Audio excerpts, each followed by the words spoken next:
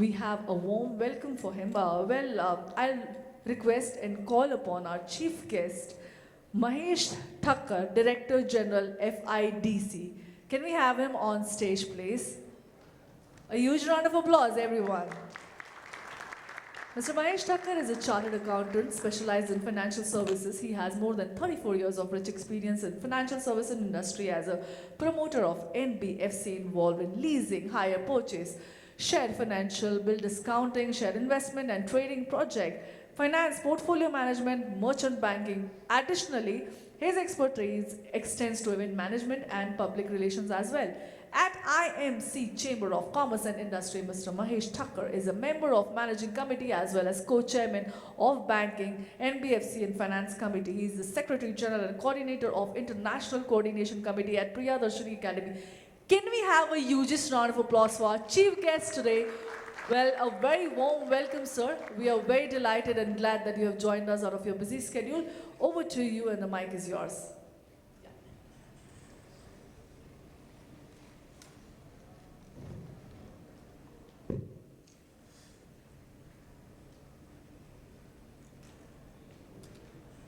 Good afternoon, friends.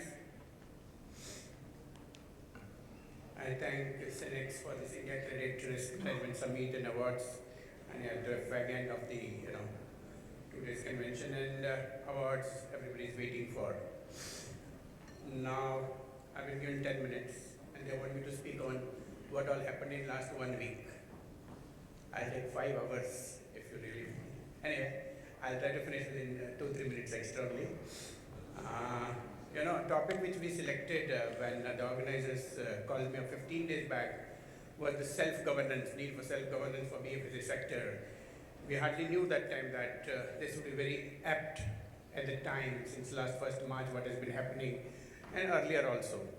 So what I have done is, cut off all the routine portions from my way, and the organizers have asked me to take up the current issues on the compliance, governance, etc., and what industry needs to do, what FIDC is the association of all the NBFCs in India, and existence is more than 20 years, and all the lending NBFCs are members here, okay?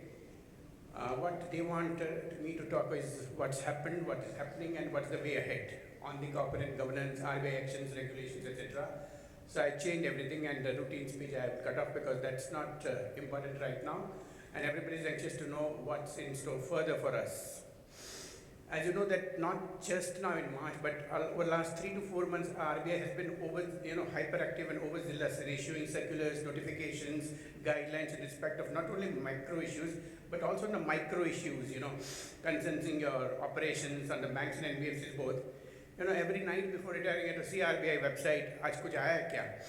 And more than 22 regulations, notifications have been issued in the last 3 months. I'm not counting the ones which have come on the broader issues from 1st March onwards. Of course, in recent months, what has done to the companies, with the bank, one small bank and 3 NBFCs. Of course, RBI has given their own explanation about drastic action which has been taken. I will not be talking personally about each company because that will not be right on this platform, because I am the trustee of all the NBFCs association, and even if I know something, it's not right, And number 2, you are not sure of whether the information which is available is right or not. But I'll broadly convey the message which the sector needs to take up from here. The RBI says that it is the issues on governance, overstepping the scope of operation, deviation from governance and underwriting standards. Maybe RBI is today active preemptively to avert the potential asset quality. There is no crisis in any of these companies or the bank or the credit card issuers which has happened. Absolutely no. But RBI has taken a preemptive actions. RBI has been after IIFL and DHFL. We've been very strong in regulations. And there was a mismatch. Regulations were very tight, but supervision was somewhat lacking. Now RBI is matching up this supervision and regulations to see that supervisory deficiencies are also taken care of, and little more drastically perhaps, which you and I may like. They're saying that they're unhappy with the falling compliance standards. Okay. Asset quality which they talk about, we can't talk about individual companies. RBI governor, deputy governor, all the people have been harping since last 6 months in all public speeches as well as our personal meetings, the unsecured loans, personal loans, and overdose of that, banks giving to NBFCs, fintechs, microfinance, etc., and then going to the people. And the governor himself, when we met him 4th August last, he said there are cases where the people have borrowed on the same thing 20 times, 10 times from various apps, and some of these apps are outside India. How do we control that? We have no choice. So his concern is right, but the action in kind is right, but the spirit is right, but whether the degree of extent is to be discussed with everybody. There are governance lapses, there are many of the issues which have been highlighted. What is more important than what is going to happen and what are we doing for that? FIDC is the self-regulatory organization for the NBFCs. In case of two companies which recently happened on just 2 days back, we know about the gold loan case where purity, margins, LTV, auction process, everything was under question. And we feel that RBI could have given a little more time, which was prescribed in the notification 45 or 60 days. They could have waited rather than banning that immediately. But anyway, they have applied their wisdom, and boss is always right. What we are doing, that's more important. What RBI has done cannot be undone now. Finance Industry Development Council, as I said, is a voluntary SRO, and once these guidelines have come, we are definitely going to apply for the SRO status. And for the lending NBFCs, we are the only one association. Fintech might have 3 associations, but that's a separate issue, okay? We, on 11th January, sensing after the RBI governors meeting, issued a code of conduct and vision documents among ourselves with all the requirements which people should have followed rightfully in letter and spirit. It is taken the issue like corporate governance, risk management, audit requirements, grievance redressal management, everything under the earth, which I'm not going to detail, as well as the vision documents, what all practices should be there to see that NBFCs play a very important role. A few years back, we were just 5% of the gross capital, domestic capital formation. We are today 22% because we include HFCs also here. It's a sizable amount. So that's why the RBI is more, becoming strict like for the banks.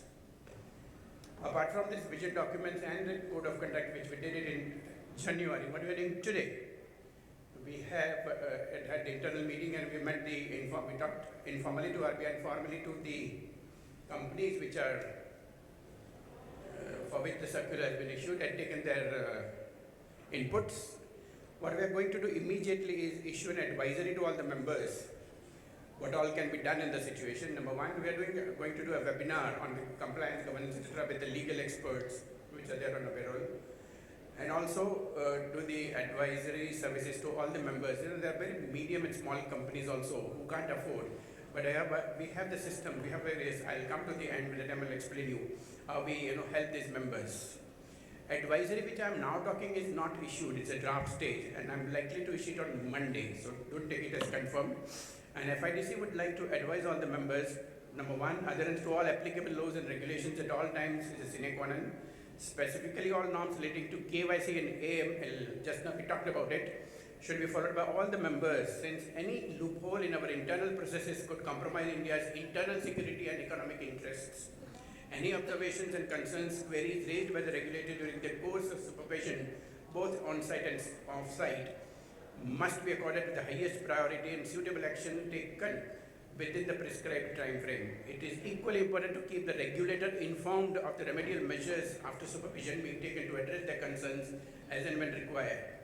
While each NBFC should have the flexibility to define its own risk appetite as decided by their respective boards of directors, appropriate risk management frameworks must be put in place and reviewed periodically.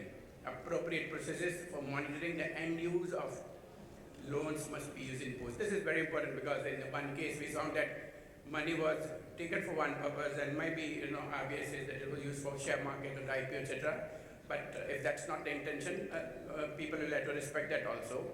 Board level governance standards, I'm not saying what RBI is right or wrong, but it needs to be looked into to what extent it is gone. Broad level governance standards as defined in the Companies Act, SEBI, IRD and RBI guidelines must be followed strictly in letter and spirit, and of course fair practices must be followed in customer dealings, because most of the people are illiterate people, financial literacy is very less. and NBFCs or banks, and we can bully them, but that's not the intention and doesn't work in the short term. Members must always ensure, lastly, that the businesses are conducted in a manner to ensure sustainable growth and profitability and not fall within the victims of short-term measures. What happens is each one is a competitor of the other, and in that perhaps we may overdrive, overzealous, compromise on margin, safety, KYC, everything, but that's not advisable in any case. This is all I said drafted yesterday night, not made public so far, but likely to be made public on Monday or Tuesday. But you should be happy that you're the first one to listen, and this will go to RBI also officially, as advised by RBI officials themselves to us. What Finance Industry Development Council otherwise does is, I said, the voluntary SRO, and we have the board of directors, expert committees, newsletter, website, everything on the earth. You can go through the in the kit which we have submitted, all the documents which I talked about, I think I had given to the organizers. We have the HR forum which works on various, policies about the HR and the training, etc. People asked in the tea session here just now, maybe some time back, what are the benefits of becoming a member of the FIDC? Because if we work together, we can have a team, and then such bombards from RBI can be avoided. Networking opportunities, information and knowledge sharing, influence and advocacy, professional development, of course, collaborative projects and initiatives, visibility and recognition, access to market intelligence. We have the data being provided by CRIF to all of us. Representation to industry forums, the bigger associations like CIF, SHM, etc. Also, regulatory compliance assistance and benchmarking best practices. Finally, what's the way forward? There is no compromise to governance systems, compliance, etc. And there are no shortcuts. We need to create an awareness campaign of the good work we are doing and the good systems we are following. A lot of knowledge is there about what banks are doing, but not about NBFCs, fintechs, microfinance, etc. We are just too busy in our own businesses. Awareness campaign needs to be created. Coordination with regulators, lenders, investors, and education and training of this type helps a lot in understanding the systems. And if we bond with each other, perhaps we can pass on the knowledge and education to all of us. We at FIDC has always said earlier also and today also that RBI should enable, enrich, and empower us, and we will play our increasing role in country's development and GDP growth. It's always that challenges have brought the opportunities also, and we have grown larger after crisis. This is a short-term measures being taken, but RBI will review these measures in 45 days, 60 days, and if all the compliance standards are taken care, then the orders will be reversed of stopping the business. What's the message for all of us? You have to follow the supervisory norms as strictly as you are doing the regulatory norms. Today, supervisors at RBI are not those bureaucrats or the government department people. They are technocrats. I think the station was somebody, a moderator mentioned, we should have more technocrats. RBI itself has got a management student, more than 500 working 24/7. As soon as your supervisory reports are uploaded, they will find out faults in that. How does RBI become more active than that? In fact, यहाँ police चोर से ज़्यादा आगे है. आप देख लीजिए. And this is the real fact. If you see the new recruitments which have been done at RBI on a contract basis, all new MBA students, young, they're working overnight to see if there are any lapses in the regulator. We need to be careful and see that we overpower that and don't fall for the shot. Let's embrace innovation, collaboration, and excellence. Continue with the lead with integrity, creativity, and relentless pursuit of excellence filled with prosperity, growth, and fulfillment. Thank you. All the best.